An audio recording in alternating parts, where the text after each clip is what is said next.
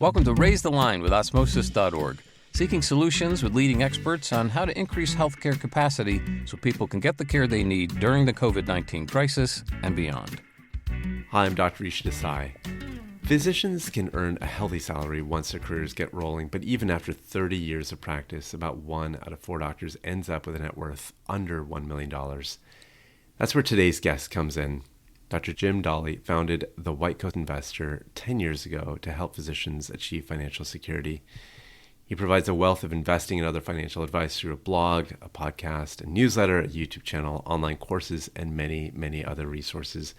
The White Coat Investor also helps people find financial advisors, insurance policies, and options for paying off student loans. I'm also personally a huge fan of the podcast. I've learned a tremendous amount. Jim, thank you so much for being with us today. Thank you. It's wonderful to be here.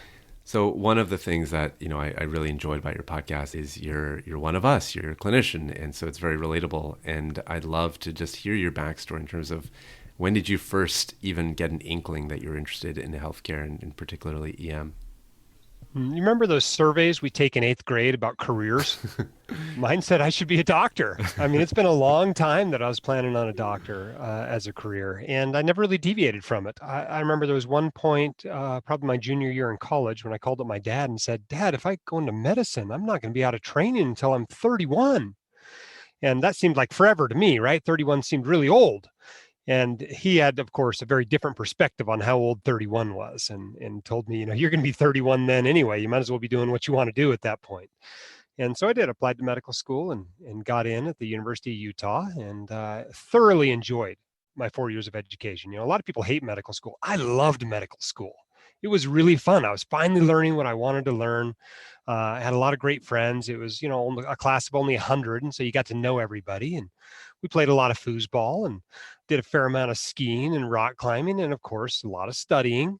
And it was a great education and thoroughly enjoyed it. I remember one of those lunch and learns, the second year of medical school, somebody came in and I'm like, wow, that guy's a lot like me.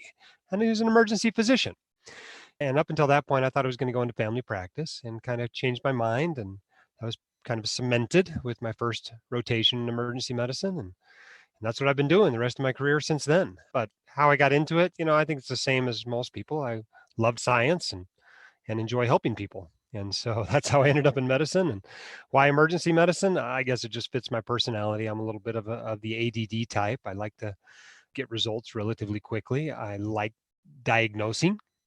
Which a lot of people get their patients sent to them already with a diagnosis. I kind of enjoy that process. And I like not knowing what I'm going to be doing when I head into work each day. So it's interesting. You mentioned this 8th grade survey, and you've also really loved med school. I also loved med school, so I can totally relate to that experience. I'm curious if you were to take that survey today, what do you think it would say about kind of what you should be doing? It was interesting. What else the survey said I wanted to do was the second one was be a writer, which I've now done. I'm the author of 3 books and of course write a blog. And the third thing was a heavy equipment operator, like those big cranes and those big excavators and dump trucks. And I haven't figured out how to have that career yet. I'm still working on that, but maybe I can have all 3 of those careers by the time all is said and done. It would be interesting to see what on the list was at the bottom. What did it say you absolutely should not be doing? I can't remember, but that would be interesting information to go back and look. So, you went through this very admirable kind of path. You enjoyed yourself. You're having a good time. What kind of got you interested in finance? Like, when did that become an interest of yours? And then how did the White Coat Investor really get started? What was the initial kind of foray into that? Lots of doctors kind of angle off into finance or into real estate or that sort of stuff because they get burned out on medicine or because they're not enjoying what they're doing. And that really wasn't the case for me. Even residency was my favorite job. Yes, it was hard, but I loved it. I was learning stuff all the time and doing all kinds of new stuff and seeing great patients with interesting diseases and injuries. And I really loved that. But about halfway through residency, I realized that every financial interaction I'd ever had ended badly for me. I'd basically been ripped off by a recruiter, by an appraiser, by a mortgage lender twice, by a insurance agent. And, the one that kind of broke was the straw that broke the camel's back was a financial advisor. It was a commissioned agent masquerading as a financial advisor, really. And I finally said, enough is enough. If I don't start learning about this stuff, I'm just going to keep getting ripped off. And so I kind of embarked on this self-study process. I started reading books and, perusing blogs, participating on internet forums. And after a few years, realized I was doing a whole lot more teaching than I was learning. And I got sick of typing the same stuff into the internet over and over again.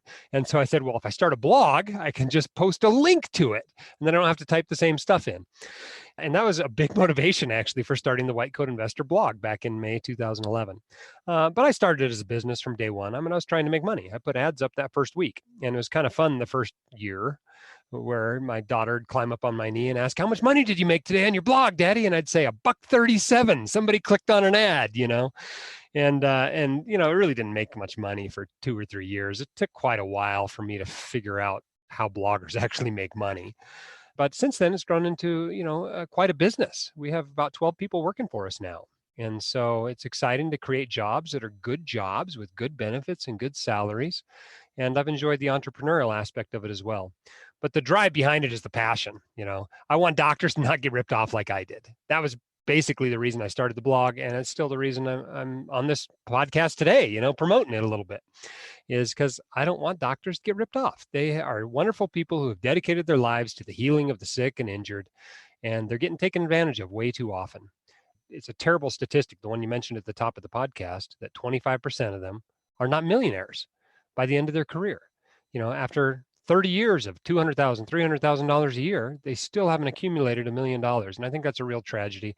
And those are actually the people I want to help the most. The ones who are doing awesome, I'm not too worried about, but the ones who are struggling are the ones that I want to see have a little bit more financial success in their life because of all the benefits it will bring to their lives and their practices.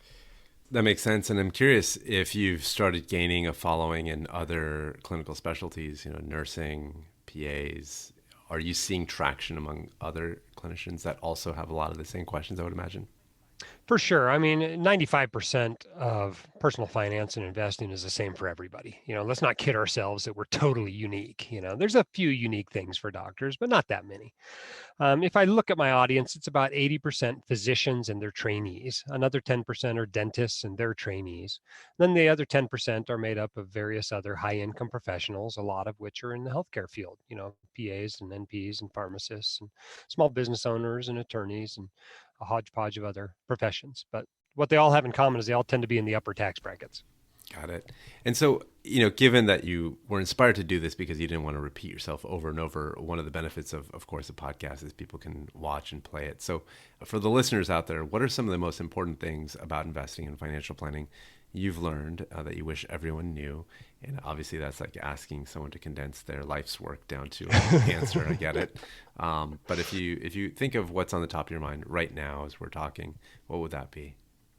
Well, just a few broad principles I'd throw out in response to that question. The first one is to figure out what you care about. We all care about different stuff, and spend your money there. So be selectively extravagant on the stuff that you really care about, whether that's cars or vacations or a house or eating out or clothing or your entertainment, whatever. And then be generally frugal on everything else. And that will allow you to really maximize your happiness with your money. It's amazing how many people think somebody else cares what they drive. Nobody cares what you drive. Your coworkers don't care. Your patients don't care. Nobody cares. If you're not a car person, you drive something cheap, and spend your money elsewhere on the stuff you really care about. Another principle is that it's much easier, and I think people dramatically overestimate the difficulty of doubling your income. A lot of people feel like they're locked into their salary for some reason. And over the years, I have been really impressed at just how easy it can be to increase your income. And you have to pay attention to it. It has to be a priority to you. But whether it is your main job and it's asking for a raise, or it's switching to a new job and a new employer or whatever, or it's starting some side gig, it's surprisingly easy to increase your income. A lot easier than most people think it is. A lot of people are of the mindset, woe is me, I'm only an internist. I can't possibly keep up with those ophthalmologists and orthopedic surgeons or whatever. And the truth is the intra-specialty pay range is much wider than the inter-specialty pay range, right? I've met pediatricians that are making 7 figures a year. I've met pediatricians that are making 5 figures a year. It's a huge range. And so do not feel stuck with where your income is. Then the last thing I would say, invest your time actively, in the pursuits, in your practice, in your side gigs, whatever you're doing, and keep your investing both simple and passive. So invest your time actively, invest your money passively. And I think if you follow those principles, you're likely to become financially successful. That's good advice. I mean, for the record, for those listening, I do care what car you drive, and so don't think nobody cares, because I keep track of what everyone in the world is driving.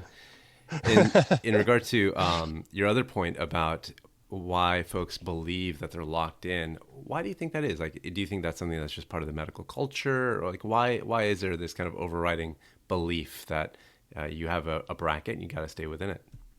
Well, part of it, I think, is doctors don't like to negotiate. We don't like confrontation. Medical school and residency select for people that don't like confrontation. And so that's part of it, is we're very unlikely to even negotiate our salaries at all. And that's particularly true for women. They're even less likely to negotiate their salaries, but it's a problem all the way across medicine. And part of it is the trend toward employment.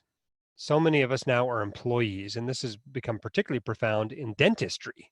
Dentists are becoming employees of corporate dental management practices, where they used to mostly be business owners. And so where a lot of us used to be owners of our own business and captains of our ship, and how much we made had a lot to do with our business savvy and how hard we worked. Now a lot of us are locked into a W-2 job. We actually have a salary. And so that's part of what makes us feel like we're locked into it. But part of it is simply just a scarcity mentality. And we assume that there's only this much money and that's it. There can never be any more in the world. And that just is not the way the business world works. Most successful business people are concentrating on growing the pie more than trying to get a bigger piece of it. What are some common mistakes you see physicians making with regard to their financial planning? You mentioned the things to do. What are the things to avoid that are common? A big problem is poor student loan management. And I'm not just talking about spending too much in medical school and taking out too many student loans, although that is a problem. I'm talking about what you do with it afterward. Way too many people are deferring their student loans or putting them into forbearance. That is almost always the wrong move. You should be in an income-driven repayment program. The payments are not very much more, and they might be $0 still, but all those payments you make, and I say make in quotes because they might be $0 payments, count toward forgiveness programs, right? So it's a huge mistake if you end up going for forgiveness and you were in forbearance during residency. It's a terrible mistake. Same thing if you choose the wrong income-driven repayment program. If you refinance when you should have gone for public service loan forgiveness, right? You've just taken your federal loans and made them private loans, and now you can't get them forgiven. That's a huge mistake. Or when you're not going for public service loan forgiveness and you haven't refinanced your loans, you might be paying 6 or 8% instead of paying 3%. So those are a lot of mistakes that people make with their student loans. But probably the biggest one doctors make is they spend too much and they save too little. I generally recommend attendings save 20% of their gross income for retirement. That's just what it takes to retire at normal age. 5% is not going to cut it, but most doctors have no idea what their savings rate is. Just take how much money you saved toward retirement last year and divide it by your gross income. That tells you your savings rate.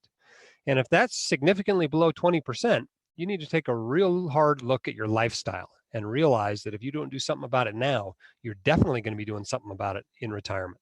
I mean, you mentioned at the top of the podcast, 25% of us are not millionaires at career end. Now, some of those are terribly tragic stories of people that got disabled without disability insurance or had 3 divorces or whatever. But most of the time, the reason those docs are not millionaires is because they spent too much and saved too little. Another issue people have with their investments is they don't have any sort of coherent written investing plan. They're just collecting investments. They're an investment collector. And so they end up with a few stocks and a few mutual funds and a few cryptocurrencies and whatever the investment flavor of the day is. And they throw it all together and kind of forget about it and hope they're doing okay.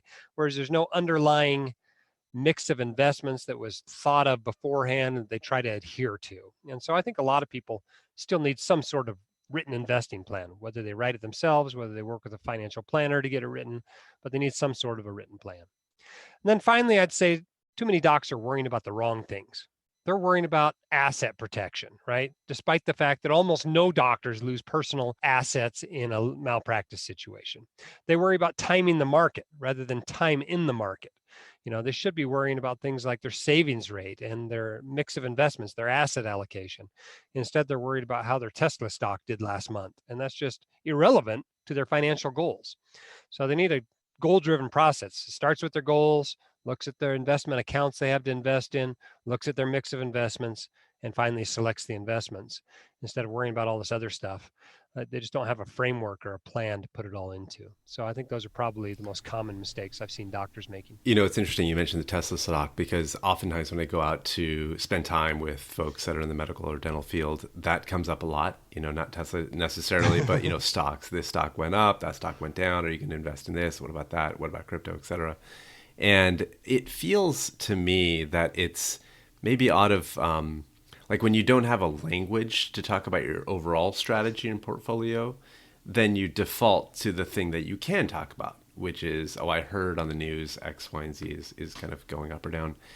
Do you sense that? Like, I'm curious whether it's literally like a lack of an understanding about how to come up with a strategy, and therefore kind of defaulting to something that's just easier to wrap your head around. Yeah, for sure. And this is hardly a physician-specific problem. Although the Tesla thing feels a little physician-specific. Docs are really into both Tesla stock and Tesla vehicles. They're really into them. I mean, it's almost uncanny. If you say anything bad about either one of them, you get a bunch of hate mail. But you're right. It's just there's no coherent investing plan. I don't care if somebody really loves Tesla and wants to put 2% of their portfolio into Tesla stock, or they want to have some Bitcoin as 5% of their portfolio. I don't care. What I want you to have is some sort of coherent plan for the rest of it, that is not just 40% Tesla stock and 25% Bitcoin and another 15% Ethereum and, a couple of other stocks. That's not a sensible portfolio. You need a sensible portfolio. If you want to have a little fun money with 5% of it, knock yourself out. But the rest of it is serious money. You ought to take seriously, and you ought to invest it like a professional would invest it. Yeah, that's good advice. And probably the most important advice that I think a lot of folks might take away from this is to put together a plan that makes sense for where they are in their career. I'm curious, do you feel like med school should be teaching financial planning? And if so, have you seen any examples where it's being done right? Yes. I'm more and more excited every year to see another medical school put in a course. But we're probably talking about 5 or 6 schools at this point. Now, 10 years ago, there were 0. So 5 or 6 is awesome, I think. But there's obviously a lot more medical schools than 5 or 6. I think the best way to do it is as an optional 2-week course as an MS4. That time period between when you match and when you leave school, I mean, who are we trying to kid? Right? What are you really learning in that time period? You're doing an elective or two, getting ready for residency, taking it easy. That is a great time just before you start earning money to really wrap your head around personal finance and investing. And so I think that's the ideal time to learn it. And those who have started programs, that's generally when they have put them in. Typically, what it is some sort of evening course every night for 2 weeks, 2 or 3 hours. They bring in some guest speakers. And they teach the basics of personal finance and investing. And if you've never learned the basics of personal finance and investing, this is a life-changing course. I mean, it's probably worth millions of dollars to you over the course of your lifetime. It's like the first really good financial book you read. When you combine that knowledge with a physician income, it's just worth a lot of money. And so, yeah, I think medical schools should be doing it. If they're going to charge you $50 or $60 or $70,000 a year for this education, they could throw in a little bit on how to manage the loans properly afterward, right? I mean, it's not that big of an ask. No, I totally agree. And I'm curious, let's say you're a student out there listening to this and you say, well, that sounds great for the students that go to those 5 or 6 schools, but my school doesn't offer that 2-week course that you're speaking of. What would you suggest a student do if they have exactly 2 weeks and they are dedicated to spending 2-3 hours a night for 2 weeks, in all, we're talking about 30 hours. What should that student that may know nothing about investing, what's the first step for that student to take to get savvy on this stuff? I've dedicated a large portion of my time in the last 10 years to providing the answer to that question. I mean, the White Coat Investor is designed for that. It's designed for medical students and dental students and residents and practicing docs to become financially literate. I mean, the information is free there on the podcast and the blog and our pre-monthly newsletter. It's basically there for free. We have communities of docs in our forum and our subreddit and our Facebook group that can answer your questions. I mean, the resource is there. When you're ready to learn, it is there. But what would I do if I had 2 weeks? I would probably start with books, because the nice thing about books is you spend a lot more time when you write a book than you do a blog post or you participate on a forum, and you make sure you get it right and you put it into a framework. And so when you read books, you get a framework that allows you to hang future information that you learn onto the framework and know where it fits in. And so I would say read some books during that time period. And on my website, I have a list of recommended books. I think you ought to read one that's physician specific. Obviously, I'm partial to my own book, The White Coat Investor, but something like that I think you ought to read. I think you ought to read a basic investing book, something like The Boglehead's Guide to Investing. I think you ought to read a basic personal finance book, something like perhaps The Only Investment Guide You'll Ever Need. It says investment in the title, but it's really about personal finance, most of it. And then something on behavioral finance I think is worthwhile, such as How to Think About Money. Those books aren't, nothing terribly special about them. There are other good books out there, but reading a handful of books over the course of those 2 weeks, I think will pay some really valuable dividends.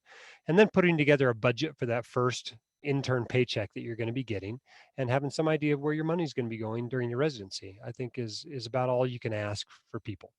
And hopefully at that point, they'll come out of it with a plan for their student loans. They'll buy disability and life insurance if needed as they start their training.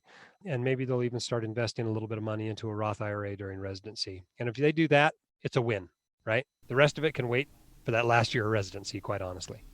That's awesome. And I imagine many people well beyond residency would probably be able to kind of jump in and find value there as well. What is your sense on, I always think about behavior change, and this is a behavior change issue. You're describing how the tools are there for those that want to execute a plan. Many people are probably not there yet. They're pre-contemplation or contemplation, not quite ready to do that.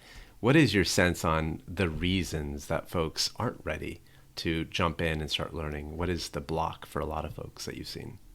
I think we're busy. I think that's part of it. Doctors are busy people. And we got a lot on our mental plates, and this is something else we feel like we have to do, and it's sitting in the background. The other thing is a lot of us bring some weird baggage into our adult lives with regard to finances, stuff we learned from our parents, not necessarily that they taught us, but that we learned from their example. And we bring that baggage into our lives, and it produces these blocks that keep us from really confronting our finances and addressing our financial problems directly. And so working through those, whether you need an advisor or a coach or a therapist to work through those is, I think, worthwhile doing. But the main thing is people just haven't realized the power of getting their finances under control. I mean, financial literacy plus financial discipline, that combination is so rare in our world that it's like having a superpower. I mean, here I am at mid-career. I'm financially independent, meaning I don't have to work for money. I've got an awesome schedule, right? I only work day shifts in the ER on days that I essentially pick at will. I go on vacation twice a month. Now, why can I do all this? I can do this because I took care of my finances. There's plenty of income as a physician to do this sort of a thing in your life by mid-career. And if you will take advantage of that, become financially literate and apply a little bit of financial discipline into your life. I'm not asking you to, reuse your plastic bags and your paper towels by any means. You only have to be relatively frugal. You will have those sorts of opportunities and that sort of freedom and flexibility that you will want by mid-career. I promise you will want. As hard as that might be to imagine as a MS4 or as a PGY3, by mid-career, you're going to want some flexibility in your career. And the way you do that is by taking care of your money. Now, obviously in the last year, COVID has changed how healthcare is practiced in many settings. I'm curious, how has it affected folks' personal finance? Have you seen any sort of shifts in terms of how people are thinking about money or how they should be investing their money that came up because of COVID? Has it revealed new things that folks were unaware of before, whether that means government opportunities, new regulations, et cetera? Well, I think there's been a lot of things people have learned over the last year. On the financial side, I think we learned a few things. One, we learned that our incomes, our doctor incomes, are not as stable as we thought. Those who are doing, elective, quote unquote procedures, they're basically all canceled for 2 months. Their incomes went to almost zero. And even those of us who are in more essential specialties, if you will, I mean, emergency department volumes dropped across the country by 40%. Not only did people stay home with their silliness, but they stayed home with their MIs and their strokes and everything else because they're so terrified of getting COVID. And even today, I think we're still down 8 or 10% from where we were before the pandemic. And so I think a lot of us learned our incomes are not as stable as we thought. And so a lot of people became very interested in side gigs last spring, whether that was telemedicine, whether it was medical legal stuff, whether it was starting a blog or podcast or getting into real estate investing or whatever it was. I think doctors became much more interested in developing some sort of additional source or multiple sources of income. What else did we learn? I think we learned as well that maybe our career paths are not as stable as we thought. There is a lot of angst among emergency physicians in particular right now. There was a report that came out from our national group, ASAP, that we're projecting a surplus of emergency physicians, and everybody's wringing their hands and trying to figure out what to do about it. And a big part of that is simply that there was less hiring this year because those emergency department volumes were down. But there's some other factors that go into it as well. And so I think that's got a lot of people thinking about maybe that they don't have a 30 or 40-year career ahead of them, and maybe they need to be saving a little bit more money or developing other sources of income again. I think we all learned something in the bear market last year, right? That was a very rapid bear market and recovery. I remember I invest about the same time every month. And unfortunately, it worked out to be about 2 weeks before the bottom of the market last spring and 2 weeks after. And so I totally missed the opportunity to buy low in that bear market because it was just too short. And so we learned that bear markets can be both long or at times they can be very short. And people need to keep in mind, if that's the only bear market they've ever been through, most of the time the recovery is not that rapid. It usually comes, but it's usually a matter of years, not a matter of weeks. So I think that's an important lesson to learn then as well.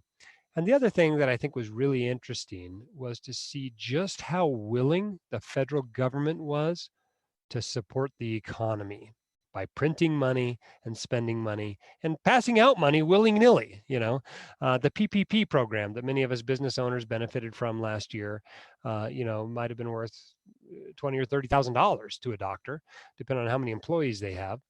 And of course, those making under $100,000 got their stimmies, they got their stimulus money.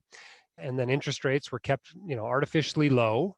And really, the government just spread an awful lot of money around. And I think that has surprised a lot of people just how willing the government was to do that.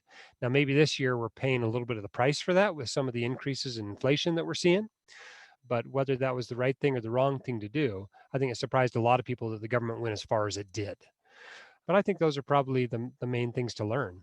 But overall, I think we learned that both the people in the system and the system itself is surprisingly good at adapting and is maybe more resilient than maybe we thought it was.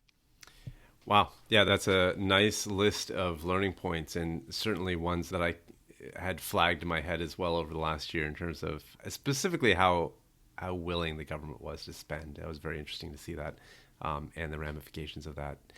So I'm curious, you have a very interesting career and you're obviously very relatable. You practice clinically and you now have a lot of folks following you.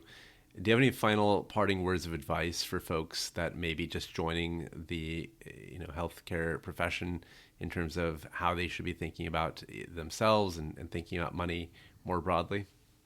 Sure. Medicine's still a great profession. When I was applying to medical school, all the doctors were warning me about how terrible of a career it was going to be and all the HMOs were going to ruin it all, right? And we're still hearing that today. We're still telling that to medical students and pre-med students that everything's going to be terrible for you and you've missed the golden age of medicine. But the truth is, medicine's always going to be a great profession. It is a wonderful way to help people. It's a great career and it still pays pretty darn well. It's still a good deal financially. If you come out of medicine with the average physician income, which is about $275,000, and the average physician debt, which right now coming out of an MD school is about $205,000, that is a good financial deal. That is a good investment. There are some things out there, some professions out there where it is not a good investment. Veterinary medicine comes to mind. The average debt and the average income of a veterinarian is not necessarily a good deal, but medicine is still a good deal. Dentistry is not quite as good, but it's still reasonable.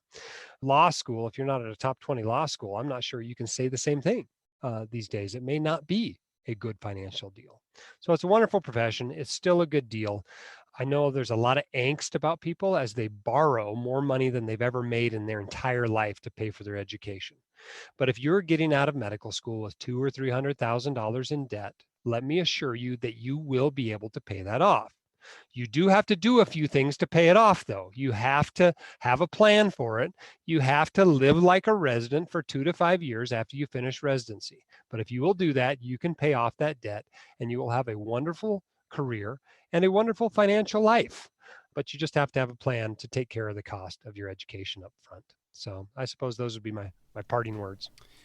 Well, that's fantastic. Thank you so much, Dr. Dahle, for being with us today. And thank you for putting together those amazing resources. I know many, many people find them helpful, including myself. You're very welcome. It's my pleasure. So I'm Rishi Desai. Thank you for checking out today's show. Remember to do your part to flatten the curve and raise the line. We're all in this together.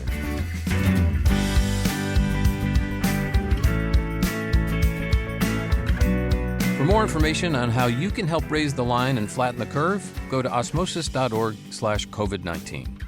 If you like this podcast, please share it on your social channels. You can also subscribe to the series and check out all of our podcasts at osmosis.org/raisethelines podcast.